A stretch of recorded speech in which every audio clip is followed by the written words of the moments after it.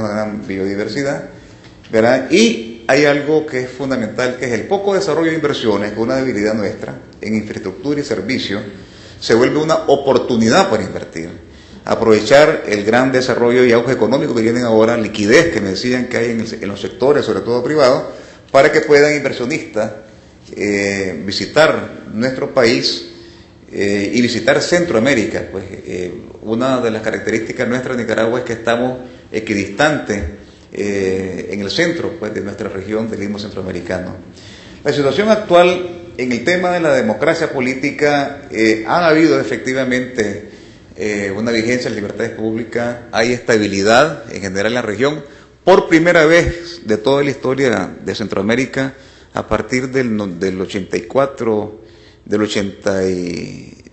y luego el 90, tenemos gobiernos civiles electos democráticamente.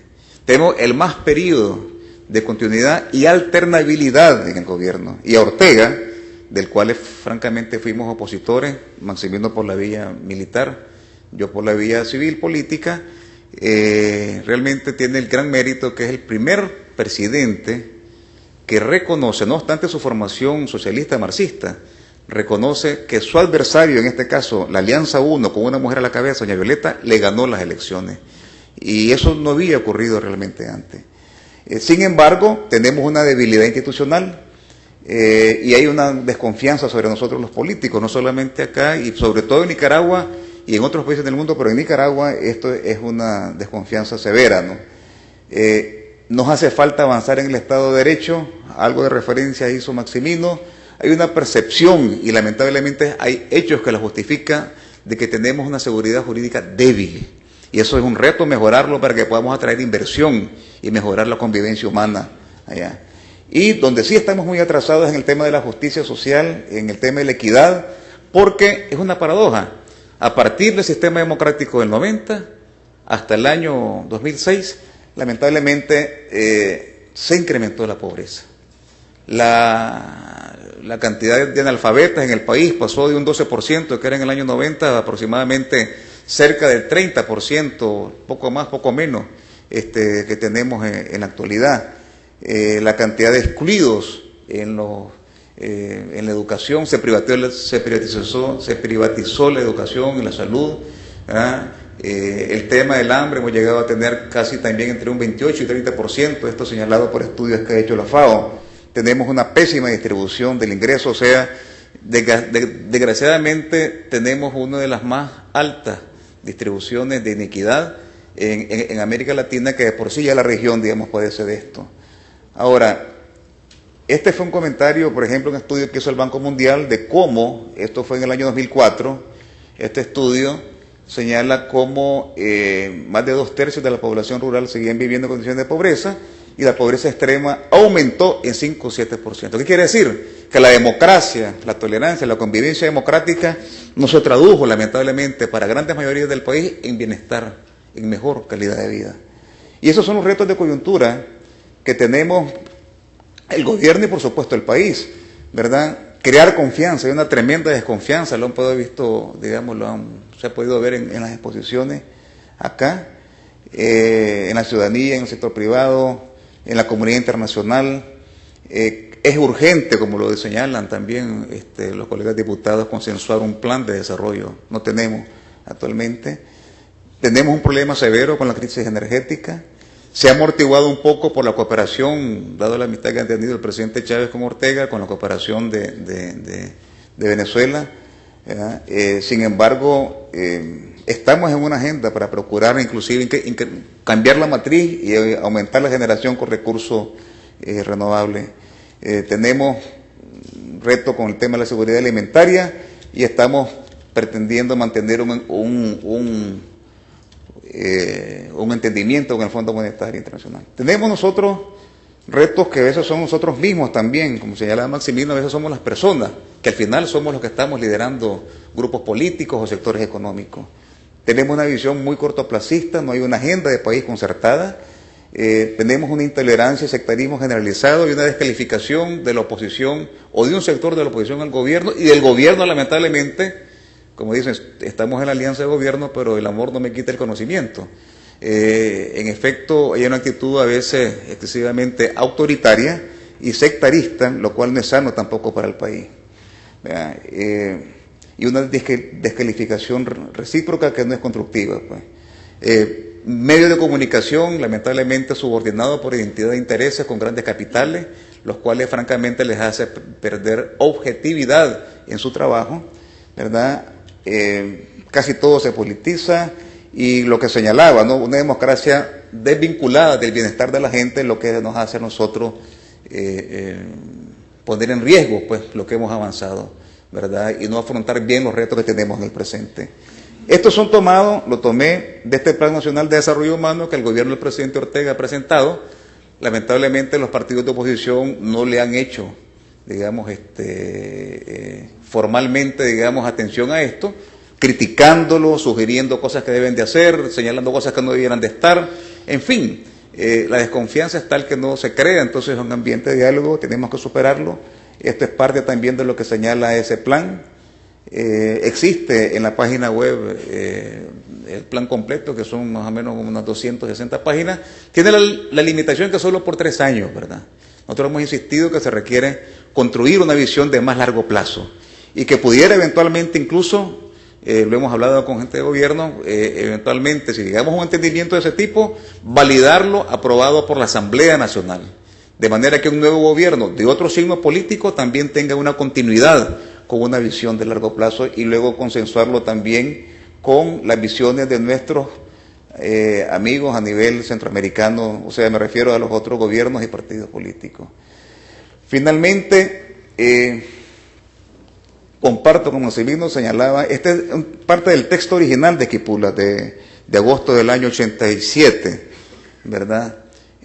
Donde lo que se está discutiendo en Panamá en este momento, yo ando acá el borrador de esa propuesta de discusión, es cómo avanzar a un Esquipulas 3 o Esquipula social, de manera que el progreso económico no solamente se vea en las cifras macroeconómicas, sino que también en la distribución del ingreso, en una reforma tributaria que sea más equitativa y que la gente sienta ese bienestar. Y finalmente, este es un reto más bien para nosotros que estamos acá. Bueno, no, esto es parte precisamente, como señalaba Hugo, el asunto donde no haya un dominio, en este caso del mercado, ¿verdad?, pero tampoco del Estado, sino que tengamos una eficiencia del mercado, pero que se compadezca con las exigencias de la justicia social. Una iniciativa privada, pero que también se corresponda con una subsidiariedad del Estado, que tenga competencias en aquellas áreas donde el sector privado no puede, por los resultados, resolver, y que sí tengamos disciplina financiera y un orden macroeconómico, pero también atención a los sectores marginados y desarrollo de la microeconomía. Finalmente, ciertamente necesitamos un entendimiento, necesitamos unir al país. Ese es un reto que tenemos nosotros. Incluso los diálogos que estamos teniendo aquí tal vez nos permiten hablábamos de un acuerdo, ¿no?, entre nosotros, un pacto para llegarlo allá y ver cómo tratamos de promoverlo. Por lo menos estamos motivados en el rico y agradable ambiente que ustedes nos proporcionan acá. Este es también un texto de Esquipula. Y finalmente, Nicaragua es un país efectivamente laico, ¿no? O sea, no tiene religión oficial. Eso que dicen Dios confiamos está acuñado en las monedas de curso legal. O sea, realmente el hecho de que seamos un país laico, no somos ateos. Realmente es un país claramente teísta. Y en el preámbulo de la Constitución se habla que se promulga precisamente, entre otras motivaciones, por los cristianos, dice la Constitución, que por su fe en Dios.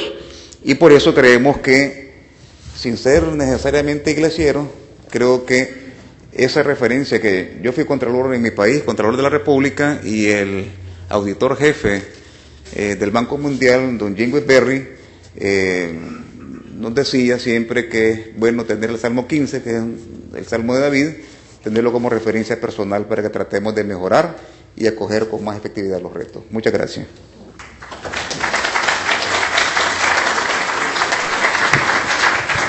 Muchas gracias, don Agustín. En realidad, nada sería más honroso para nosotros, no solo como peruanos, sino como universidad, que ustedes pudieran alcanzar ese acuerdo, de alguna manera honrando al santo patrono de esta casa, Fray Martín de Porres, uniendo a quienes son diversos, pero con un buen sentido de unidad. Entonces, los exhortamos, si se necesitan mayores facilidades de espacio y de foro, con el mayor gusto. Bien, hecha esta invocación, entonces, vamos a pedirle a don Edgar Vallejos, del Partido Conservador, que nos acompañe con su presentación. Y agradecemos por su paciencia habernos acompañado desde la primera fila. Muchas gracias. El doctor Vallejos es graduado médico odontólogo de El Salvador. Después de 18 años de exilio, se integró como militante dentro de las filas del Partido Conservador. En las elecciones municipales del 2004 fue electo como primer concejal propietario a la alcaldía de Granada por el Partido Conservador. Dimitió al cargo de concejal en agosto del 2006 para entregarse a la campaña electoral y participar como candidato a diputado propietario departamental ante la Asamblea Nacional para el periodo 2007-2012. Es actualmente tercer secretario de la Junta Directiva de la Asamblea Nacional, cargo que desempeña, y es miembro de las comisiones permanentes de modernización y municipalidad. Muchísimas gracias, Gabriela, y muchísimas gracias a quienes presiden y a este auditorio.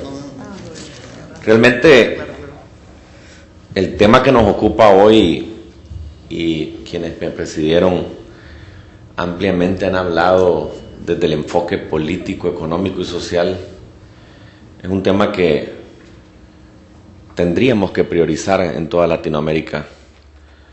Y en estos días que hemos estado en Lima, muchos han hablado sobre la distribución de la riqueza, no solo en el Perú, sino en Centroamérica, que quizás es el reto más grande que tenemos. Y nos decía el secretario general de la comunidad andina, precisamente, y ponía como ejemplo el Ecuador y Honduras, y decía, y Venezuela, y específicamente de Ecuador y Venezuela, el hecho de que tienen una gran facturación, un ingreso millonario en petróleo, y que a pesar de ello los índices de pobreza no han variado. Por el contrario, en el caso de Venezuela ha aumentado. Y alguien mencionaba también en el Perú, que a pesar de que se ha hecho un gran esfuerzo por disminuir estos índices, la distribución de la riqueza sigue siendo el problema principal. Y hablando de la parte política y social, y lo que decía Maximino, no nos terminamos de poner de acuerdo, y a veces solo pensamos en una agenda que beneficia a muy pocos, y tal vez con el agravante de que al paso de los distintos gobiernos, cada quien va buscando los beneficios propios, políticos, que no siempre traen el beneficio para las grandes mayorías. En Nicaragua estamos viviendo una época muy difícil, a pesar de lo que Agustín trataba de mostrarnos, de algunos planes de desarrollo que cabe mencionar no son consensuados con la oposición, y tal vez Agustín no porque no querramos, sino que no existe esa voluntad, y es bilateral tanto de la oposición como del mismo gobierno, volviendo siempre al principio de que no nos sentamos y no nos ponemos de acuerdo. Los índices de pobreza en nuestro país son alarmantes y día a día van en aumento, a pesar de que el presidente de la República, por todos lados en las carreteras, y lo puede decir el embajador Morris, al menos con su cabeza asiente. Y hay un eslogan que dice arriba, los pobres del mundo. Realmente lo único que está sucediendo en Nicaragua es que cada vez el número es mayor de pobres. Y no hay que responsabilizarlo del todo de lo que está sucediendo, porque esto es a consecuencia de la misma falta de diálogo, de acuerdo, de políticas a corto, mediano y largo plazo que no han permitido un desarrollo real en nuestro país. Y es un mal no solo de Nicaragua, sino de Centroamérica, aunque algunos como en El Salvador y Guatemala avanzado un tanto